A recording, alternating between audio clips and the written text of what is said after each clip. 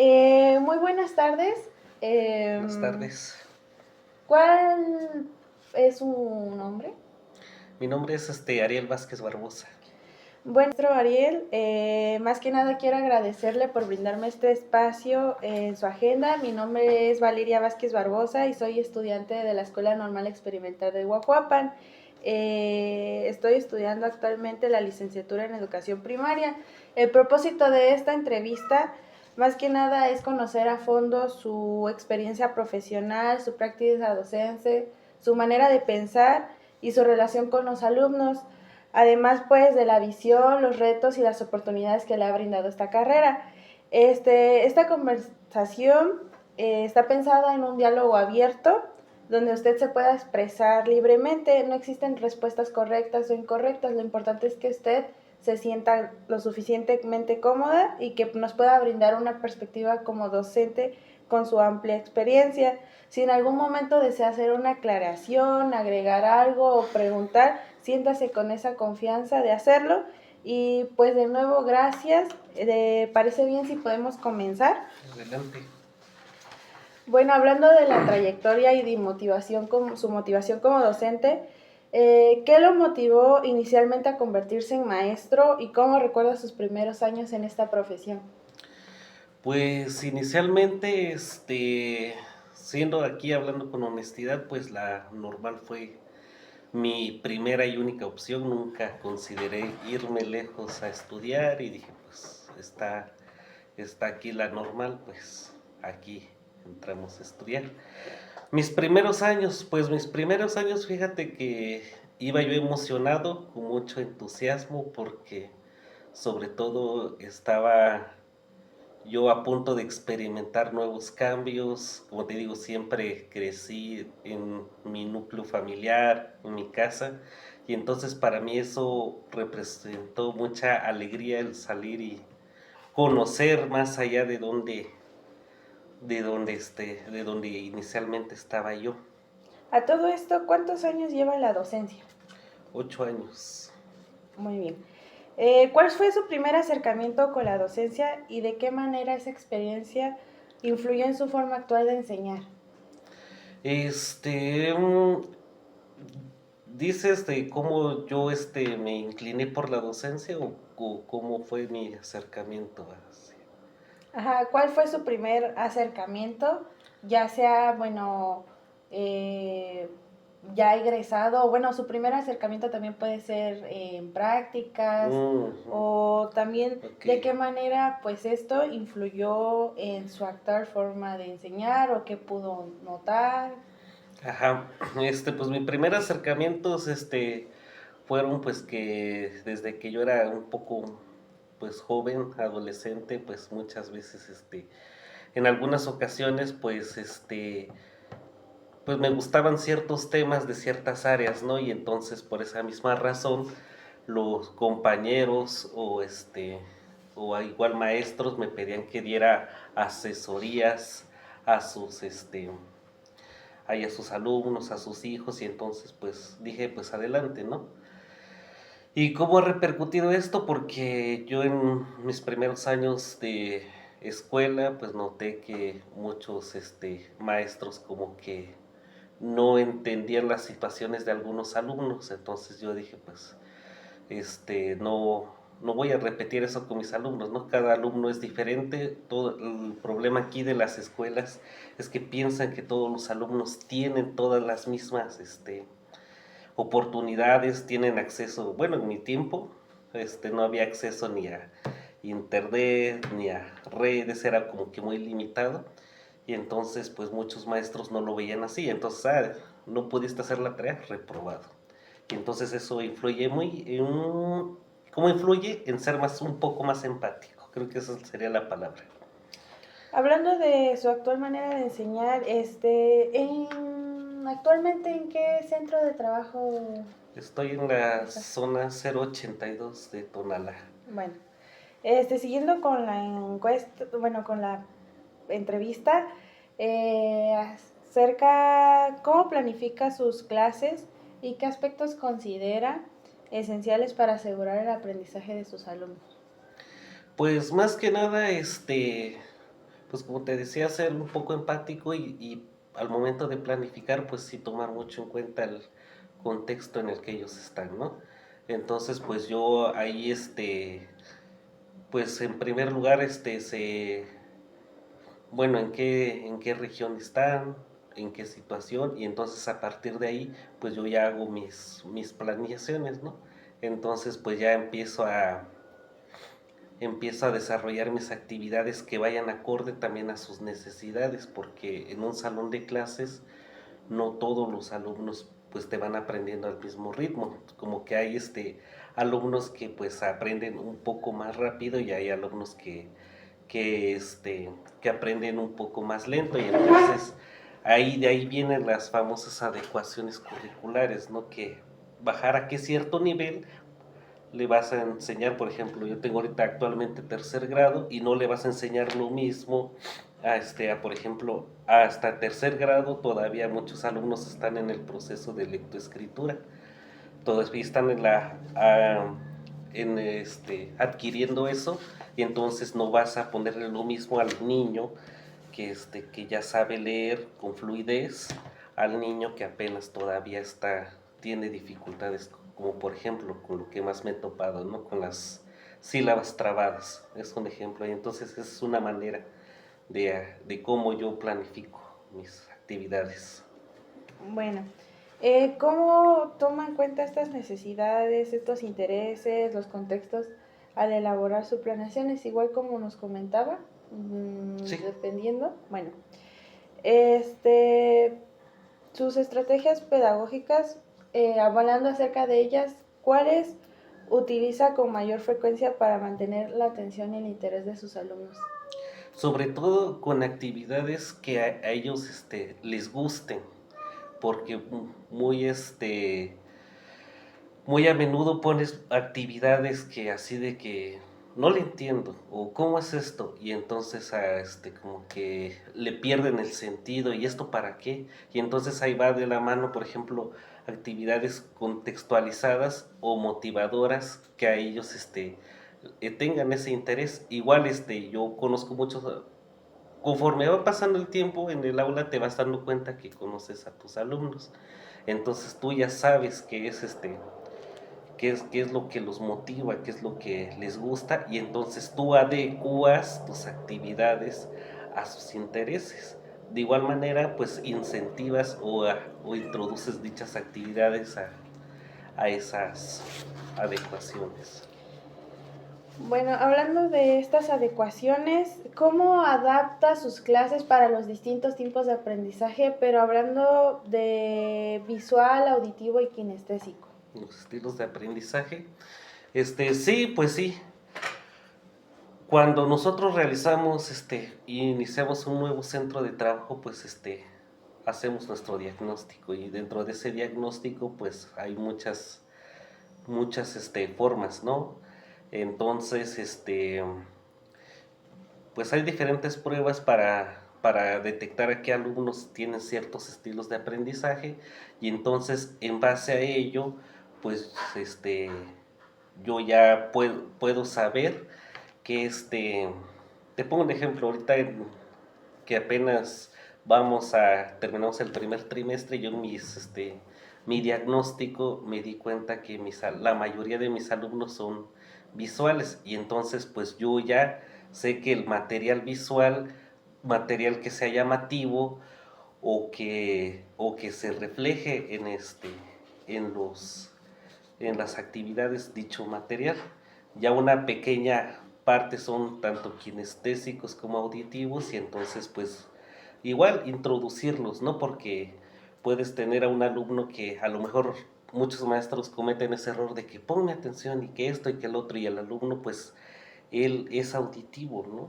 A lo mejor no te está viendo fijamente, pero él sí está escuchando y entonces pues es muy importante introducir esto en tus diagnósticos para que sepas cómo aprenden tus alumnos.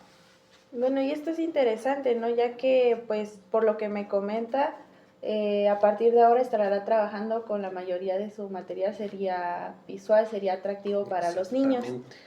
Bueno, eh, En caso, hace unas preguntas, mencionó que hay niños con mayor rapidez de aprendizaje.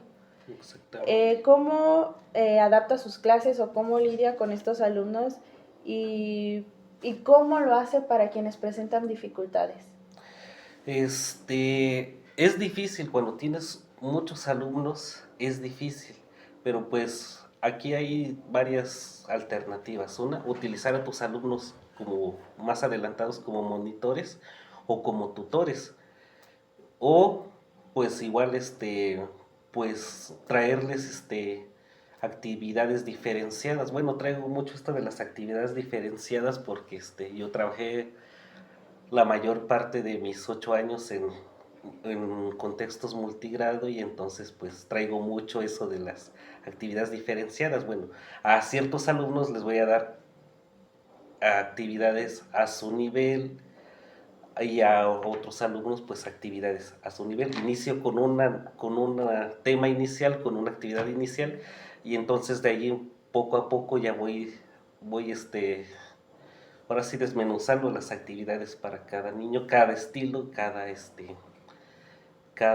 ritmo.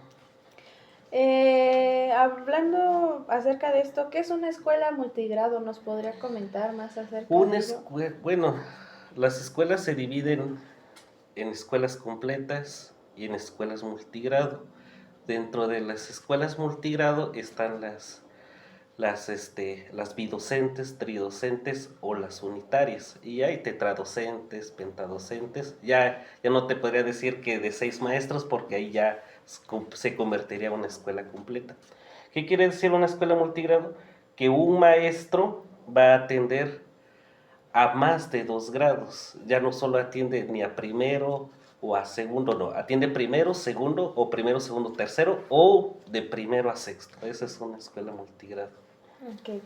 Eh, Cuando percibe que una planeación no está dando sus resultados esperados, ¿qué tipo de ajustes realiza o qué modificaciones hace a estas? Pues depende de la situación. No te podría decir aquí algo así porque pues depende de cada situación. Por ejemplo, si yo estoy dando un tema, por ejemplo, ¿qué te gusta? Sobre multiplicación, pero veo que yo en mi planeación ya los pongo a hacer problemas y pero veo que no entienden el problema o no o no o no utilizan el razonamiento lógico matemático, pues me regreso. Entonces depende de la situación. Bueno, ¿hasta qué punto considera que las evaluaciones tradicionales reflejan el aprendizaje real de los estudiantes? Evaluaciones tradicionales, ¿a qué te refieres? ¿Al examen o a eso? Al examen, bueno, es más común, ¿Cómo? o al menos lo que yo he notado como estudiante a lo largo de pues estos años, es que la mayoría de formas de evaluación, al menos hasta nivel medio superior, son exámenes. Ujú. Yo creo que a eso, bueno, me quiero referir con evaluaciones tradicionales. Bueno, ajá, en lo que respecta hasta cierto punto, tampoco hay que satanizar a las evaluaciones tradicionales porque al final de cuentas de toda la gama de conocimientos que hay conocimientos conceptuales y eso sí no los tenemos que aprender, ¿sale? Hay conceptuales, procedimentales, etcétera, ¿no? Entonces, hasta cierto punto, no que tu evaluación tradicional refleje el 100%, porque si reflejas el 100%, entonces solamente estás evaluando memorización. Y sí, es buena la memorización porque te digo, sobre todo en las ciencias exactas, hay conceptos que tú no los puedes cambiar, pero sí los puedes interpretar. Entonces, como que sí hay un cierto nivel. Y que claro, y que pues que yo siempre he apostado, ¿no? A la evaluación formativa. Entonces, pues sí, hasta cierta medida.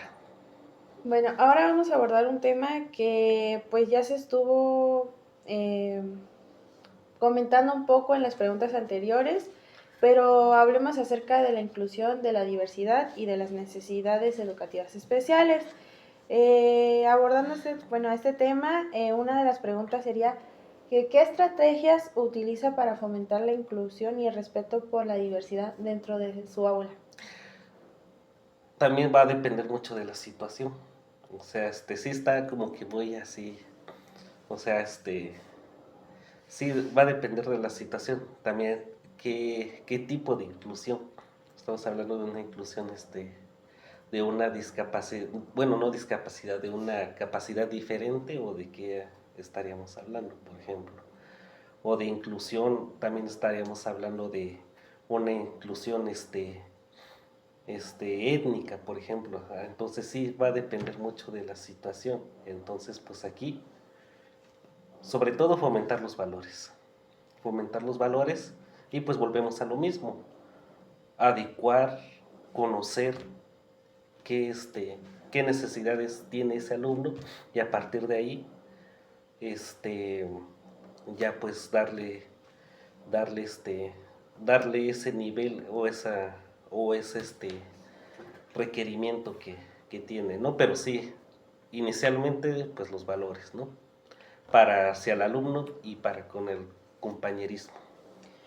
Bueno, aquí ya me surge una duda más personal. En caso de una barrera de aprendizaje, ¿qué, qué haría para fomentar la inclusión? Ajá, va a depender de la barrera de aprendizaje. Entonces, pues yo en este caso, pues, es un poco difícil porque lamentablemente en la normal no, no nos dan esa preparación y bueno, en mi caso no. Entonces, en muchas situaciones no sabemos qué hacer, pues ahí lo único que queda pues es investigar, tener conocidos, contactos ahí, amigos de que pues que nos orienten qué hacer en estos casos, ¿no?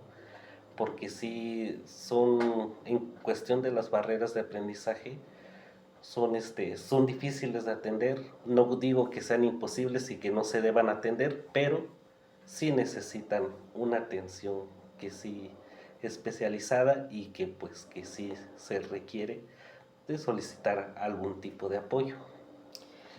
Bueno, hablando acerca de ello, ¿ha tenido usted ya un acercamiento? Bueno, ¿ha tenido alumnos con estas necesidades educativas especiales? Este, mm, pues fíjate que he tenido, a ver, déjame hacer memoria. Pues fíjate que no, casi no. Increíblemente en estos 8 años de trabajo no, no he tenido este tipo de acercamiento. Y entonces, pues no te podrías decir así. Ajá, no. Bueno, eh, ¿cómo manejas emociones o situaciones de conducta que lleguen a ser muy intensas dentro del aula? Este, ujú. En este caso es muy importante trabajar de la mano con los papás. La educación viene desde casa y entonces aquí si el niño presenta esos problemas, entonces sí ya estaríamos hablando de una dificultad para desarrollarse en el aula con sus compañeros y pues eso reflejaría su aprendizaje y en este caso pues mantener la comunicación con sus padres. ¿Y para qué? Pues para evitar muchos problemas, para tener ese acercamiento, conocer la realidad del niño, oigan, por qué se porta así, qué tiene, y entonces, sobre todo, ¿no? Pues, y pues saber dónde, dónde, dónde podemos intervenir. Bueno, qué bueno que me menciona esto de trabajar con los padres de familia de la mano, porque pues ahora quiero abordar el tema del contexto familiar y de la comunidad. ¿Qué papel juegan las familias en el proceso educativo y cómo logra involucrar a estas? Híjole, esa es muy buena pregunta, muy importante. Sí, es su...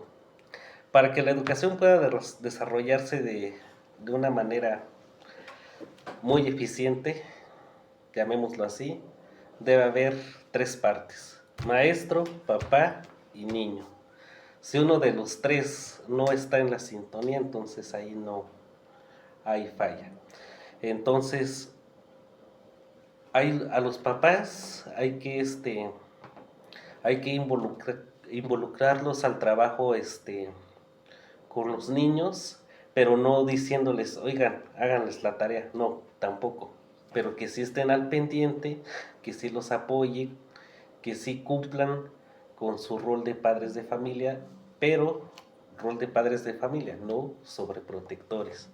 Y entonces, ¿cómo los se involucran? Yo tuve la oportunidad de trabajar mucho tiempo en la sierra. De hecho, la mayoría del tiempo que he estado trabajando, estuve trabajando en la sierra. Y entonces ahí invitábamos a los padres de familia que se involucraban a las distintas actividades que tuviera la escuela. No solo que los festivales y que en esto no, sino en las actividades pedagógicas para que ellos se involucraran con los niños. ¿Y qué sucede cuando un niño vive dificultades en su entorno familiar? ¿Qué señales le han permitido identificar esta situación o qué estrategias se utiliza para apoyar a este niño? Este, Va a haber, volvemos a lo mismo, hay situaciones. Bueno, hay hay algunas situaciones, por ejemplo, hay niños que se aíslan, hay niños que si les alzas la voz, pues sí, como que se muestran, como que, como que se asustan, hay niños agresivos y desde ahí te empiezas a dar cuenta, oye, ¿qué onda, no? Hay niños que hablan de temas, bueno, que son niños pequeños, pero que ya hablan de temas mucho más fuertes, ¿no? Y entonces ahí ya te empiezas a dar cuenta, como que es tu primer, señal. Y entonces, pues ahí lo que hay que hacer es, bueno, hay que saber hasta dónde intervenir, ¿no? Allí lo que tienes que hacer es, bueno, padre de familia, está sucediendo esta situación con el niño y pues, ¿qué hacemos? Usted dígame, vamos a trabajar conjuntamente y pues negociar con el padre de familia. Eso es lo que está en nuestras manos. Más allá, pues ya no podríamos hacer nada. Bueno, ahora quiero hablar del modelo educativo de 2022, bueno, de la nueva escuela mexicana. Al menos desde mi perspectiva ha influido y fue un gran cambio en este plan de estudios. Y según su experiencia, el enfoque de proyectos del plan de estudio de 2022 facilita que los alumnos comprendan mejor el aprendizaje aplicado a su vida diaria. Sale. Ay, este es un tema que me gusta mucho. Me voy a desenvolver un poco. No sé, yo no trabajo con el plan 2022. Yo trabajo, cuando ingresé a mi zona, es una zona, en donde se impulsó y se sigue impulsando el proyecto, el PT, el Plan para la Transformación de la Educación en Oaxaca. Es una zona, yo inicié en Cuicatlán, es una zona en donde desde que se propuso este, esta educación alternativa, como que la ha tratado de impulsar. Y entonces desde el 2017 que yo ya ingreso al sistema educativo, yo ya escucho de esto del trabajo por proyectos. El trabajo por proyectos comunitarios, proyectos educativos, porque así lo maneja el PTO, proyecto educativo, pues es un proyecto que apuesta a varias cosas y sobre todo ese sentido de pertenencia y de sobre todo que el alumno pueda ser partícipe de su conocimiento, que sea un agente investigador, reflexivo y que sobre todo pueda desenvolverse en sus entornos y no solamente en su entorno este, en el que estás, sino en todos los entornos, ¿no? Y entonces, pues sí, la verdad de la escuela mexicana, te desconozco muchas cosas, sí he leído un poco y sí conozco sus metodologías, sí conozco sus planes, pero sí yo apuesto más por el PTO. La nueva escuela mexicana es un intento, pero que al final recae nuevamente lo que siempre se había criticado en planes anteriores, que te saturan mucho de contenidos que nada más, vamos a ver esto, vamos a ver el otro, un contenido por día y al final el alumno no aprendía nada, ¿no? Porque a lo mejor, porque a lo que apostaban planes anteriores era cantidad y no calidad. Y entonces el peteo desde su enfoque parte desde lo nuestro hacia afuera, ¿no? Desde lo que es mis saberes comunitarios y a partir de ello o a partir de ello pues apostar por los saberes universales que son pues los saberes, no sé si estés familiarizada con estos con estos conceptos, son muy propios del peteo. Sí, bueno, que me menciona que ha leído un poco y que tiene, bueno, que realmente no ha trabajado mucho con este plan. ¿Se ha encontrado con dificultades a realizar planeaciones bajo el modelo educativo o no ha hecho planeaciones bajo ese modelo No he educativo? hecho planeaciones bajo ese modelo. Bueno, eh, ahora hablemos de un contexto con recursos limitados y también, bueno, práctica profesional. Pues nos comentó que trabajó pues en la sierra y también en Cuicatlán. ¿Qué retos ha enfrentado al trabajar en zonas rurales o con recursos limitados? Fíjate que la palabra recursos limitados es hasta cierto punto, pues como que relativa, ¿no? Porque, o sea, en una comunidad, no, cuando hablamos de recursos, a lo mejor podemos hablar de los recursos económicos, de los recursos materiales, y que esos no cuentan los alumnos, pero sin embargo hay otras cosas. En una comunidad tú puedes hacer una clase abierta, en una comunidad puedes, puedes, retomar materiales del mismo pueblo. Entonces, solamente es cosa de, pues, de saberse adecuar, ¿no? Obviamente no vas a, que sí hay deficiencias, porque ahorita lamentablemente, o bueno, o afortunadamente, no sé, ahorita las nuevas generaciones pues ya crecen en un ambiente tecnológico, ¿no? Pero lamentablemente eso no llega a las comunidades, pero si lo vemos desde la otra parte, pues del saber qué hacer con lo que tenemos a nuestras manos, pues el docente puede llegar a hacer muchas cosas, ¿no? Entonces, pues como que sí, hay que saber, bueno, hay que trabajar con lo que tenemos, ¿no? Mencionó acerca de las de tecnologías, ¿no? ¿Cómo adaptas su práctica cuando hay escasez de, bueno, de recursos hablando de materiales o escasez de tecnología? Pues pues no hay mucho que hacer ahí, ¿no? Si no tienes una computadora, pues no puedes trabajar. Como que no hay vuelta de hoja ahí, ¿no?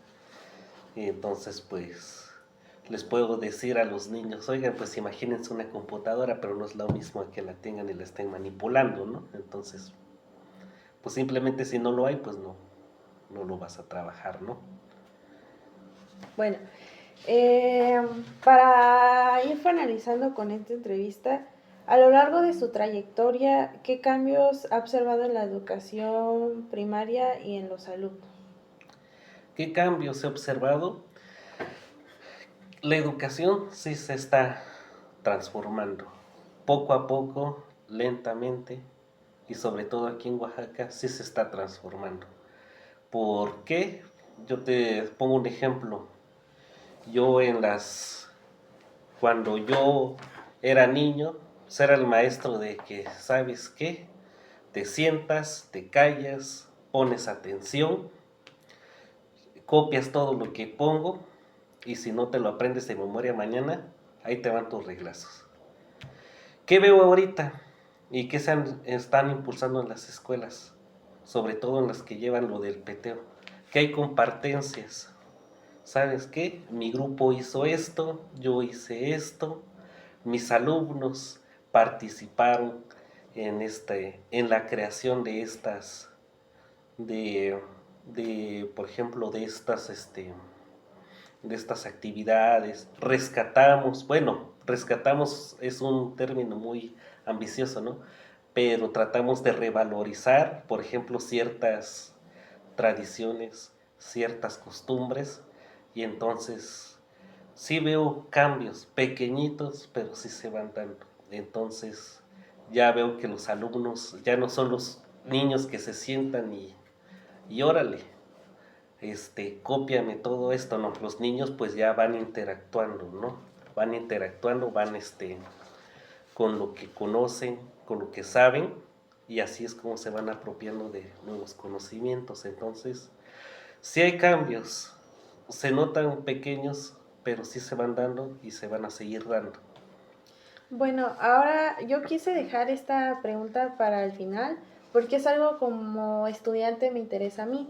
¿Qué consejo le daría a los nuevos maestros que están comenzando con su carrera docente? ¿Qué consejos? Pues yo he visto muchos estudiantes que, que le tienen mucho miedo a la docencia, ¿no? Que,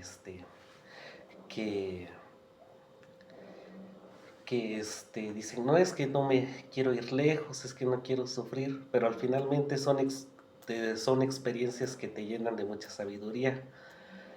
Este, Te vas lejos y conoces a muchos retos. No todo va a ser bonito, pero tampoco todo va a ser feo.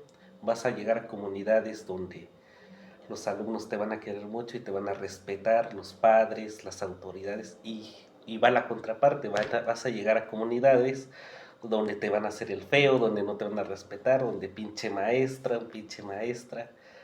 Y entonces, pues, ¿qué consejo nos daría? Pues llénase de experiencias y de sabidurías, porque al final de cuentas, todo eso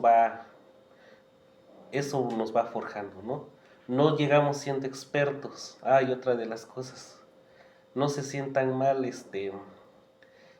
si empiezan a cometer errores, al final de cuentas todos los tenemos, ¿no? Entonces, al final de cuentas para eso son, mientras sepamos corregirlos, mientras sepamos cómo actuar, pues creo que eso va a ser benéfico para todos, ¿no? Y entonces, pues sí, ese sería pues mi consejo, ¿no? Y pues adelante, Y por último, otro último consejo, pues a veces no se desgasten mucho, ¿no? Porque por la, por hay veces que nos matamos haciendo esto, haciendo lo otro, y que y que el córrele y que el otro, y al final pues lamentablemente la educación es un trabajo donde no se valoriza tanto, ¿no? No se ve todo el trabajo que hay detrás. Se ve encimita, pero no se ve todo el proceso que hay detrás. Entonces, no se desgasten por esas situaciones, pues ustedes siéntanse felices, orgullosos por lo que hicieron, y pues adelante hay que seguir porque al final de cuentas es el trabajo que elegimos. Bueno, hemos llegado al final de esta entrevista. Quiero agradecerle por comentarnos, por el tiempo que nos brindó, por la duración, pues, de, de esta misma, la sinceridad que mostró y la amplitud de su respuesta, ya que, pues, a mi parecer, sí fueron enriquecedoras para mí. Su experiencia y su visión como docente, pues, al menos puede no solo a mí, a más estudiantes abra un panorama distinto y pues le deseo, ha sido un honor escucharlo, le deseo éxito en todos sus proyectos profesionales y personales, que tenga un excelente día.